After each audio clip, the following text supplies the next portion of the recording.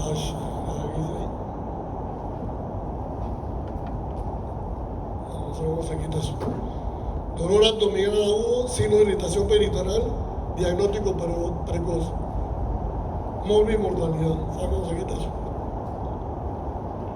Entonces, si ustedes no hacen ese diagnóstico precoz, va a repercutir directamente en la morbimortalidad del paciente. Por eso la importancia de reconocer este síndrome, porque verdaderamente es un síndrome más que una patología, que reconozcan este síndrome y que puedan diagnosticarlo a tiempo antes que produzca todos los estragos. De ahí es donde está su importancia.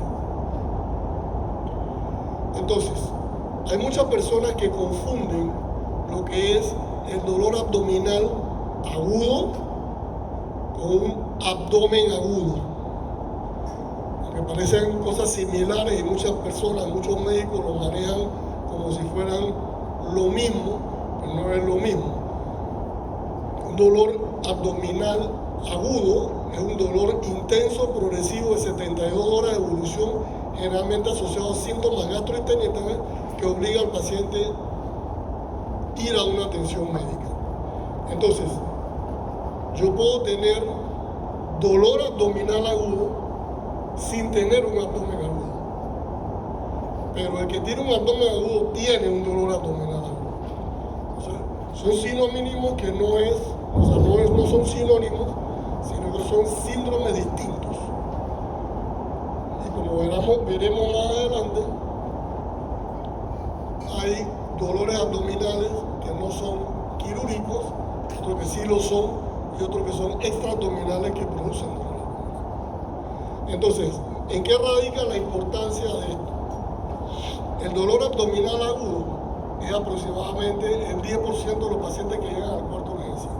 Ustedes van a estar por exámenes internos en los cuartos de urgencia y van a ver que ahí aproximadamente el 10% de los pacientes va a venir con un dolor abdominal agudo. Y tienen que saber qué hacer, qué buscar y qué diagnosticar. Con eso es que le van a presentar al cirujano si tiene que operarlo o no tiene que operarlo. Eso es lo que le va a preguntar el residente. ¿Tiene que operarlo o no?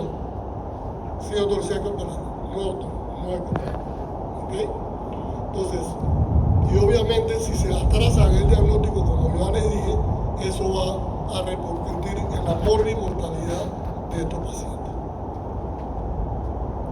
Entonces, vamos a hablar pues de abdomen agudo quirúrgico, vamos a hablar de un abdomen agudo que no es quirúrgico y un dolor abdominal agudo de una causa extraabdominal. O sea, tienen que saber que todas estas cosas pueden existir como para saber a qué paciente hay que operarlo rápidamente y a qué paciente no hay que operarlo y puede hacer un tratamiento médico. De esto se trata esta charla.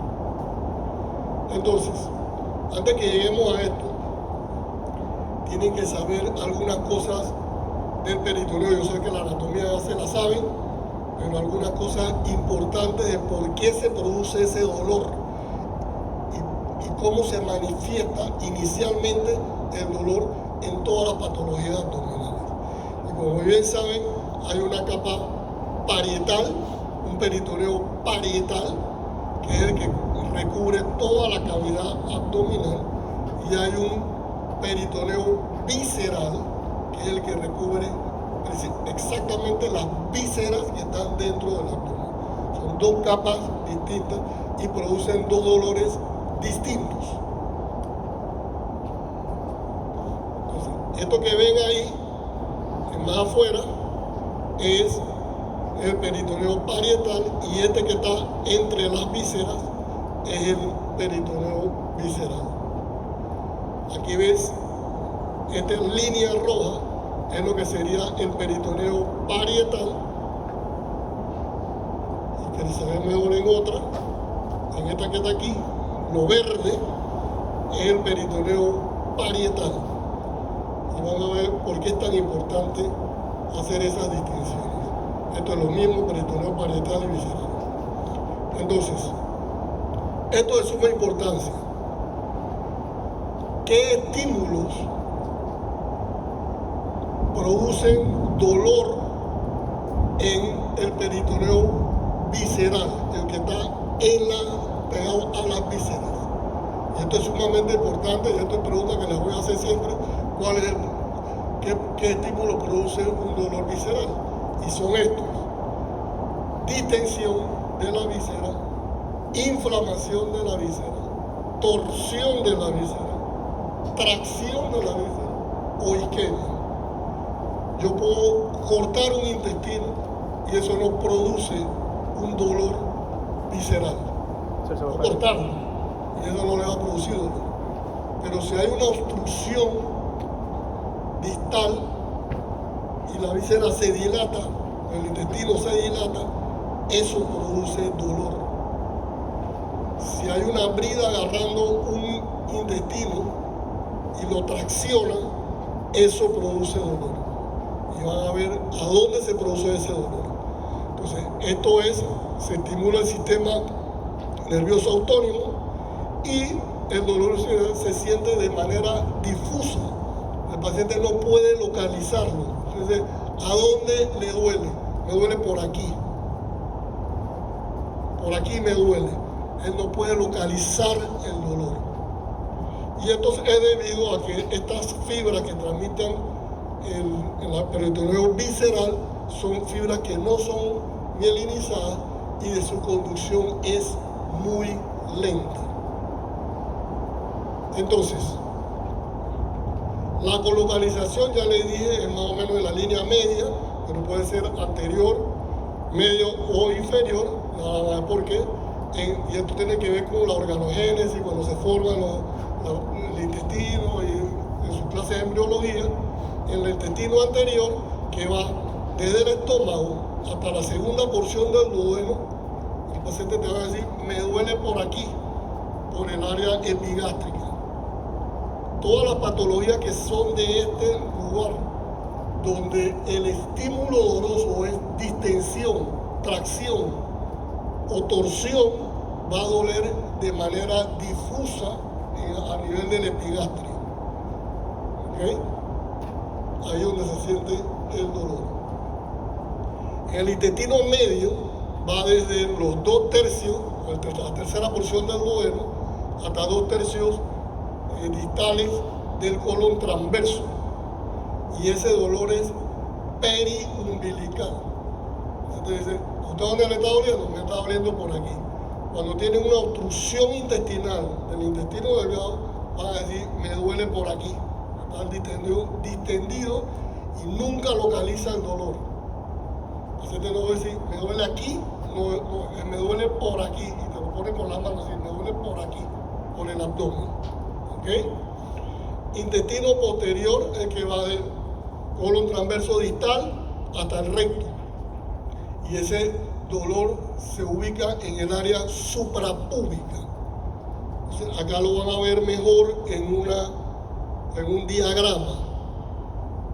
Estómago, hígado, hasta la segunda porción del duodeno, el dolor es epigástrico y es difuso y no se localiza.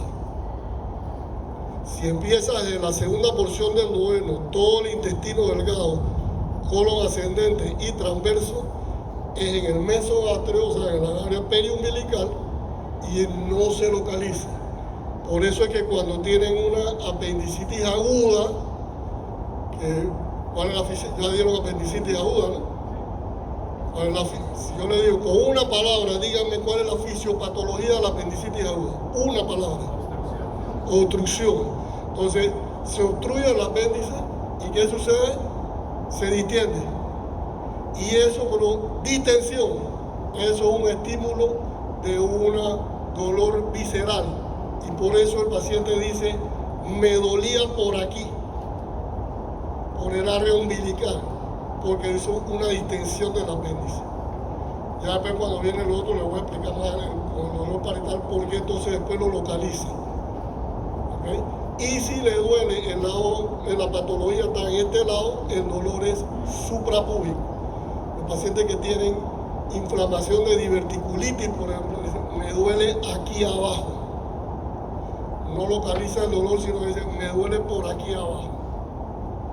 ¿Okay? Entonces ya ustedes saben que cuando se los dice así al paciente, eso es un dolor visceral y que está comprometiendo la capa que recubre el intestino. El dolor parietal, a diferencia del otro que está en la pared de la cavidad abdominal, los estímulos a los cuales hace reacción es sangre, secreciones intestinales, pus, orina o secreciones pancreáticas. Todo lo que irrite todo en la cavidad peritoneal, eso produce un dolor difuso y ese es el dolor parietal. ¿Okay? Este es localizado cuando la irritación está solamente en ese lugar y el paciente dice, me duele aquí, o te puede decir, me duele todo el abdomen porque tiene sangre en todo el abdomen. ¿Okay? Y estas son fibras nerviosas mielinizadas, por eso su conducción es más rápida. Ellas responden a los segmentos de la médula y dependiendo si es en el estómago, en la vía biliar, en el intestino, ahí están los niveles segmentarios y realmente los nervios que corresponden y los plexos. Esto no es importante sabérselo, sino que esto es segmentario de donde se produjo el estímulo. ¿Okay? Esto es lo mismo por qué vías van el dolor visceral y el dolor parietal. Ok, entonces, en la pared abdominal, cuando una víscera inflamada, como por ejemplo el apéndice, que al principio se distendió, el paciente dijo, me duele por aquí, me dolía por aquí, pero ahora lo siento aquí, porque el apéndice tocó el peritoneo, el apéndice inflamado tocó el peritoneo parietal y estimuló los nociceptores que están ahí y por eso el paciente localiza rápidamente el dolor. Me dolía por aquí y ahora me duele aquí. Entonces, lo que va a dar complejo, cuando le pregunten por qué se produce el dolor del apéndice por arriba, por el área preumbilical y después se localiza en la fosa ilíaca derecha, ya saben que deben de contestar. ¿Ok? Esto es lo mismo, el dolor localizado, este es el peritoneo parietal, el dolor localizado en ese punto por una víscera produce una irritación y el paciente localiza rápidamente el dolor. Esta es la vía por donde sube al tálamo, y esto es un resumen de las dos cosas, lo que es el origen parietal y el visceral. Este es difuso, este es localizado y los sistemas que lo estimulan, que ya lo oímos. Entonces, como les dije, esta es la manera de que el paciente habla de un dolor visceral. Me duele por aquí. Y esta es, ¿a dónde le duele? Aquí. Es una inflamación local en esa área y es lo que hay que ir a revisar. También existe uno que se llama el dolor referido, eso se lo vamos a preguntar bastante, y que es un dolor que se siente en un lado, pero no es exactamente el lado donde está estimulado, sino que está estimulado en otro lado. Y eso es por la convergencia de las señales que llegan a la médula espinal, generalmente en el mismo lugar.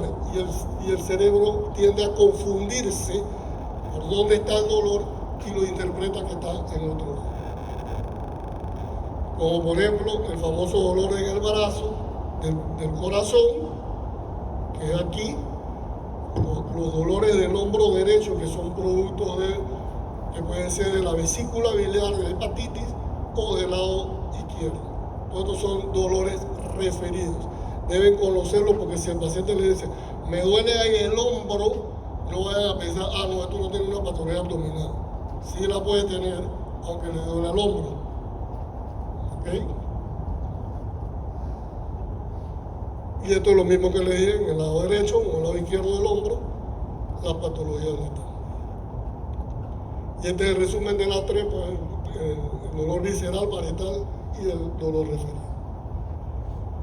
Ok, entonces, una vez que se irrita el peritoneo, lo primero que viene es una efusión de líquido en la membrana peritoneal, aumenta el flujo en el peritoneo y se produce una parálisis local o generalizada del intestino. Depende de la cantidad de estímulo o irritación que esté dando. ¿Por qué esto es importante? Porque si yo tengo un dolor localizado y pongo, ahora lo van a ver en el examen físico, y pongo el estetoscopio y tiene ruidos hidroaéreos, yo puedo decir que este no es un problema generalizado en el abdomen. ¿Okay? Si no tiene ruidos hidroaéreos y están abolidos, el estímulo ha sido demasiado alto y tiene irritado todo el abdomen. ¿Okay?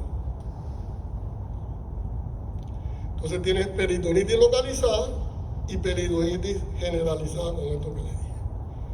Localizado, como ya le dije, en un solo lugar, y el localizado puede ser la causa más frecuente, por apendicitis aguda, colecistitis aguda, diverticulitis aguda. Eso es pues cuando la inflamación toca el peritoneo parietal, localiza el dolor rápidamente. ¿Okay? Y la generalizada es, bueno, todo el abdomen, que es lo que está aquí. Esta es la localizada, y si irrita todo el abdomen, entonces hacen lo que muchos dicen por ahí, abdomen en tabla, porque está estimulando todo el abdomen. ¿Okay?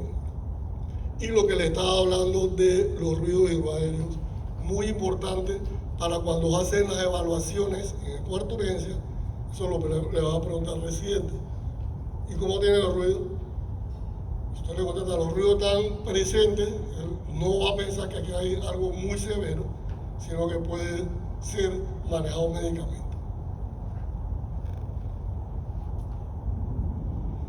Y la peritonitis generalizada puede ser primaria o secundaria, eso lo saben. La primaria es cuando hay una contaminación del abdomen por una infección que está fuera del abdomen. Generalmente los pacientes que tienen ascitis, se les infectan el líquido acítico por una infección que ocurre fuera del abdomen. La peritonitis secundaria es una infección dentro del abdomen que irrita todo y produce una pus de todo el peritoneo. Y entonces esa es una peritonitis secundaria, que la tienen que tener presente cuando hacen la evaluación. Tienen que pedir los antecedentes médicos. Por eso la importancia de la anamnesis, como lo van a ver. Entonces, el abdomen agudo no quirúrgico. Usted no hay que operar, pero tiene un abdomen agudo. Consulta al cuarto de urgencia y ustedes tienen que saber si se trata de un abdomen agudo quirúrgico o no. Porque si deciden que no y era quirúrgico, ese paciente le va a ir mal. Le va a ir bien mal. ¿Okay? Y viceversa. Si era un abdomen agudo no quirúrgico y lo operan, ya le pusieron un hit adicional, que es su patología más la cirugía que le acabamos de hacer, que va a ser una cirugía no terapéutica. Entonces, las causas de abdomen agudo no quirúrgicas son múltiples. Hay metabólicas, hematológicas, por drogas. Todas estas cosas pueden producir dolor abdominal agudo. Y es importante en el examen físico que le pregunten por esos antecedentes. Si usted tiene antecedentes de o ha tenido tal cosa.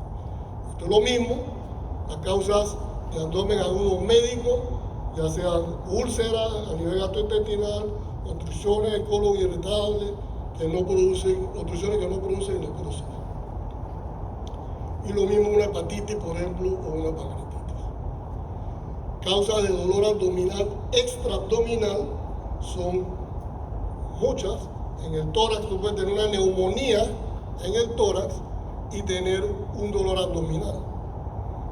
Entonces, por ahí la importancia de apuntar a los pacientes, oír si tiene crepitantes y tener una radiografía de tórax, como la van a ver ahora. Igual las otras causas metabólicas en la pelvis, etc. Y sistémicas, infecciosas, neurogénicas. Hay muchas causas extraabdominales de dolor que tenemos que saberlas para saber que no se trata de un abdomen agudo quirúrgico. Entonces vamos a la parte que es ya de cirugía. El abdomen agudo quirúrgico. Este tiene 5 grandes causas.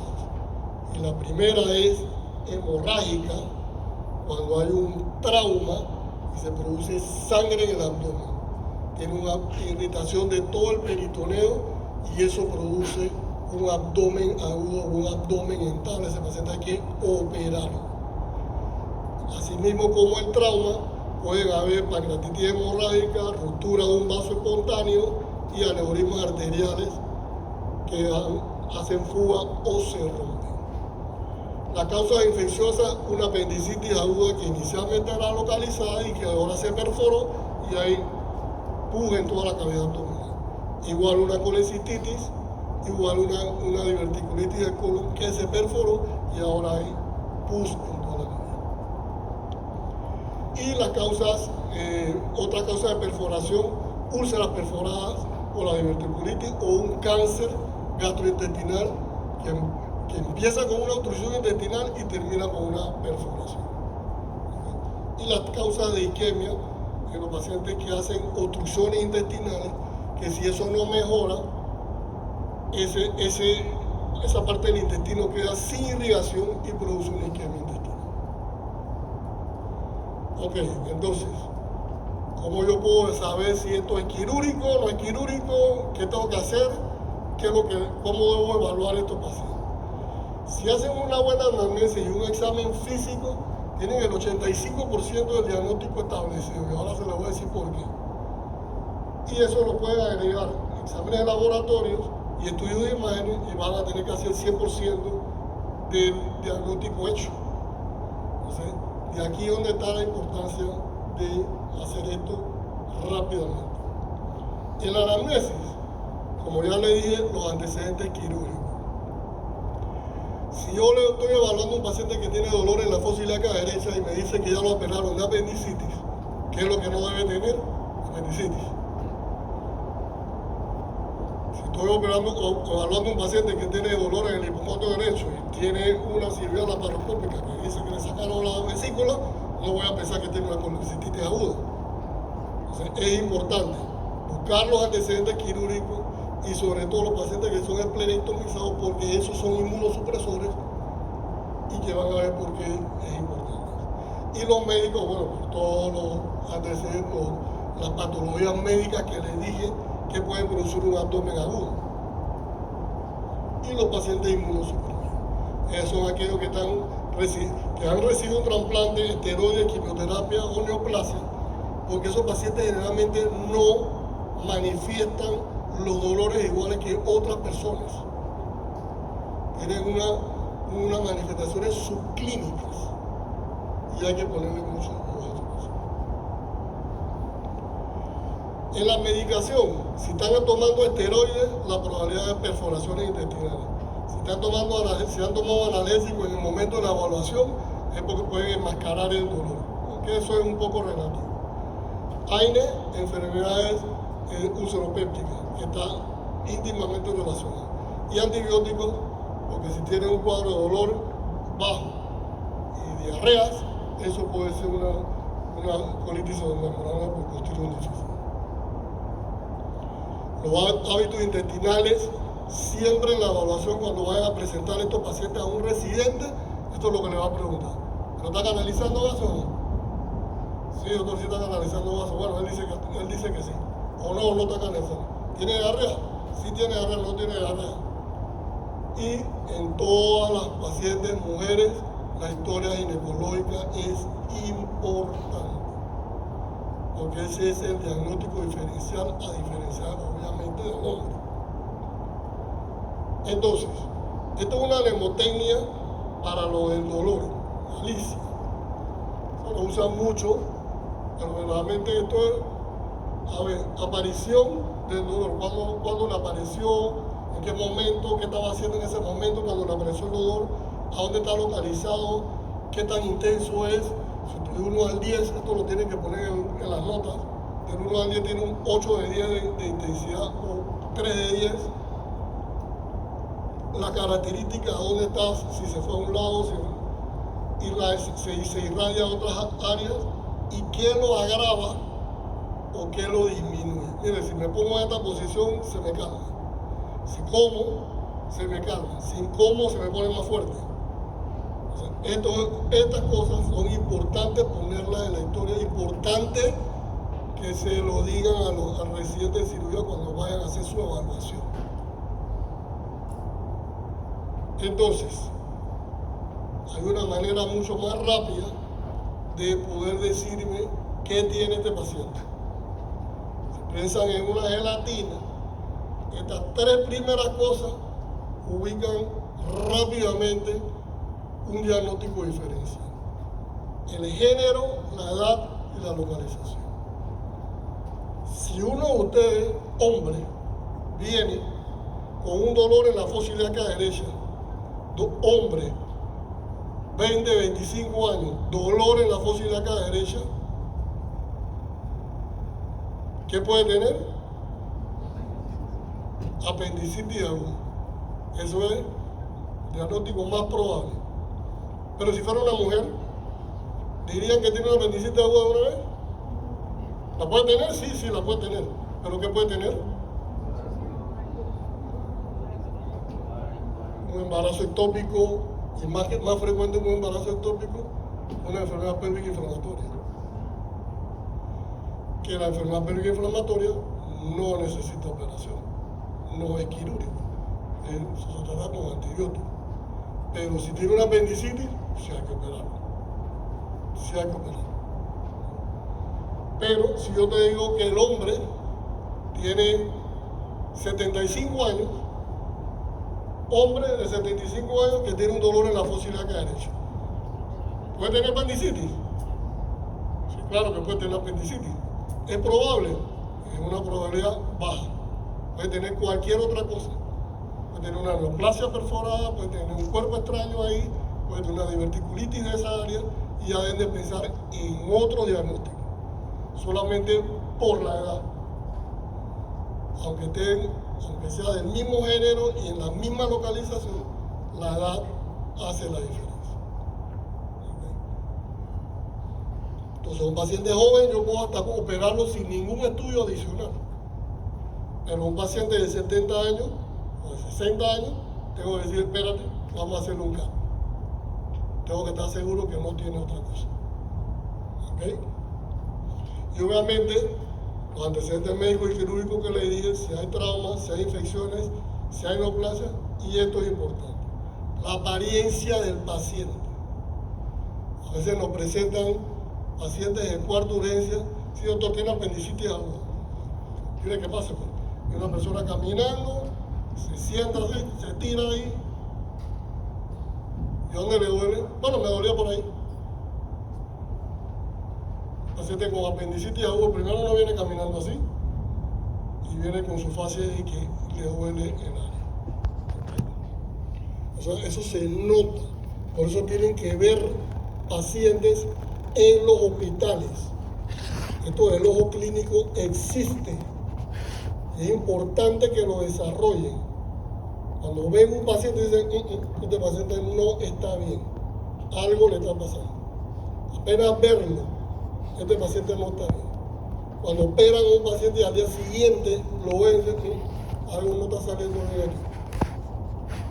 Eso lo desarrollan viendo pacientes. Y viendo, los libros pueden decir mucha información. El paciente te da mucho más información.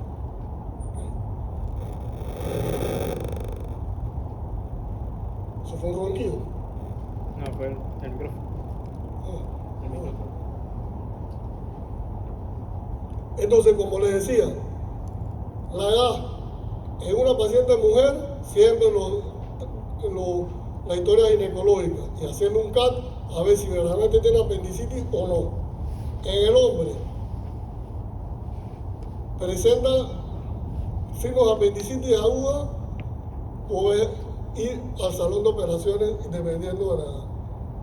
Y las otras causas, acá directo. Entonces, esto es lo mismo que les dije de la anamnesis. La edad, género y localización. O sea, ahí van a ver si el paciente es joven, adulto, yo qué debería pensar. Si es adulto, ¿en qué debería pensar?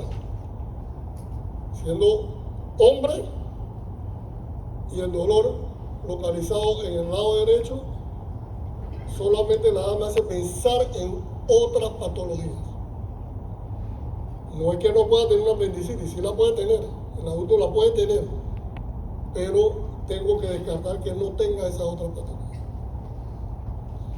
La característica del dolor, la intensidad, que son las cosas que les dije que tenían que poner en el programa, en la nota de evolución.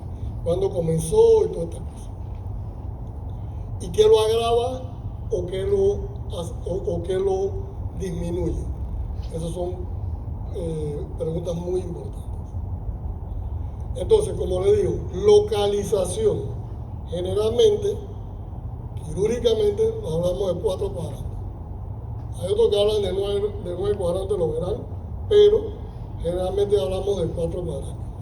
Y cuando decimos, es un hombre de 45 años y tiene un dolor en el hipocondrio derecho. Acá, entonces uno debe pensar que estas patologías pueden existir en el hipocondrio derecho. Si digo en el abdomen inferior, entonces esta patología. Y si es difuso, entonces ahí se va a pensar en una catástrofe abdominal. ¿Okay? Y una de las preguntas cuando ustedes están presentando en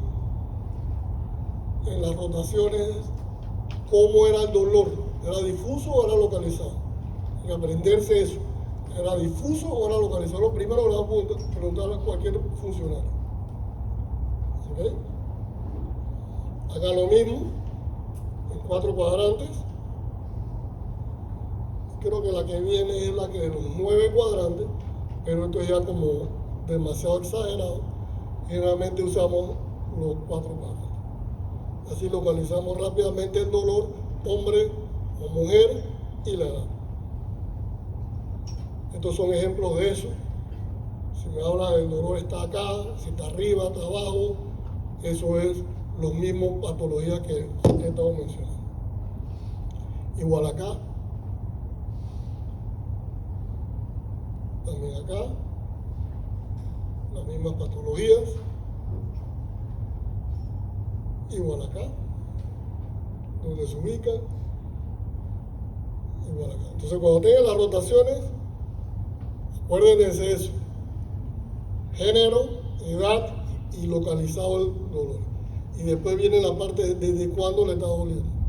Porque si me dice que tiene un paciente de 20 años, hombre, con dolor en la fosa ilíaca derecha, que le duele desde hace 2 semanas atrás, yo te puedo decir, eso apendicitis aguda no es ahora mismo, eso es un plastrón apendicular. Lo primero que te voy a preguntar es si tiene masa palpable. ¿Tiene masa palpable? ¿Lo examinaste? ¿Sí? ¿Tiene masa palpable? Sí, bueno, eso es un plastrón apendicular. Eso no puede ocurrir en 2 días. ¿Ok? Y esto es lo mismo acá. Entonces, esta parte es fundamental. Además de toda la historia, la anamnesis y todo este cuento, esta parte es la más fundamental. Esta es la parte en la que te van a preguntar todos los funcionarios, incluyéndome a mí, ¿qué le encontraste al examen físico? ¿Qué tenía? Ustedes tienen que decir, primero la apariencia. Como un paciente que obviamente tiene un dolor y está localizado en la fosa ilíaca derecha, porque se está agarrando exactamente donde está el dolor. Está encorvado para que los músculos se relajen y no le produzca ese dolor. ¿Okay? Los signos vitales, importantísimos, porque siempre te van a preguntar, ¿tiene fiebre o no tiene fiebre? Si estaba con un cuadro febril, estaba taquicárdico, taquipnéico, la presión estaba normal, pero tenía todo esto cosas alteradas. Y la inspección. Si yo veo a un paciente que tiene esta cicatriz, el paciente lo operaron de una apendicitis.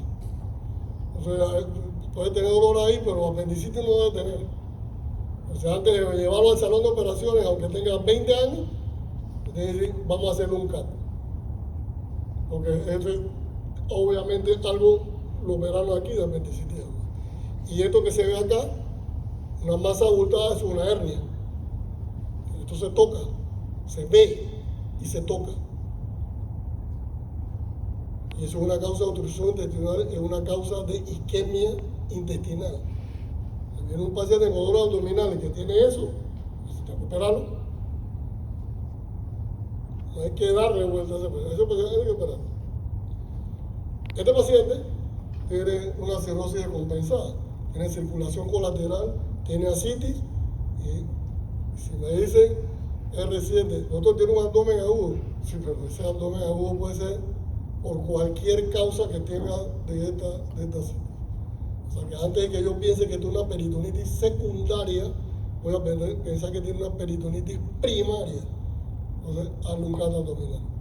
Hazle un CAT porque tenemos que saber que eso es verdaderamente ahí. Si opera a este paciente y no tiene eso, le va a ir pésimamente mal. Además de la patología que tenía, le vamos a hacer otro examen. Y este es el síndrome de Grey Turner de los pacientes con pancreatitis hemorrágica. Y esto, una hernia umbilical encarcelada. Te ven un paciente y lo descubrimos y ves esto, no hay que ni examinarlo, prepáralo, hay que operarlo. El paciente tiene una hernia inguinal encarcelada con cambio de coloración que ya te está indicando que tiene una isquemia intestinal. Hay que hacer más nada, prepara lo que hay que operar. Con solo verlo. La mano no hay tutía, vamos, para adentro. Y lo que les decía de la ocultación sobre los ruidos hidroaéreos. Uno puede escuchar ruidos hidroaéreos y tienen que escuchar bastantes ruidos. Porque cuando tienes una obstrucción intestinal, los ruidos están aumentados. Son ruidos de lucha. Porque el intestino está tratando de pasar la obstrucción y empieza a contraerse de manera repetitiva. Y ahí se oyen ruidos de lucha. En un cuadro de obstrucción intestinal, tú me dices que los ruidos están abolidos y yo voy a pensar que tiene una isquemia intestinal, ya que la obstrucción avanzó y tiene una isquemia intestinal ya cooperando. Pero si tú me dices que no, que tiene ruido de lucha, bueno, puede darse tratamiento médico y ver si resuelve en 48 horas. Si no, hay que operar. Okay. Entonces, ruidos abolidos es una catástrofe abdominal, a menos que sea un hilo paralítico, que es otra historia. La percusión, percutir el abdomen. Mucha gente no lo percute, no sé ni por qué, pero no percuten el abdomen. Y con eso, pues, este signo de Holman, por ejemplo, es un signo en que donde usted agarra el abdomen y empieza a ver, ¡ay!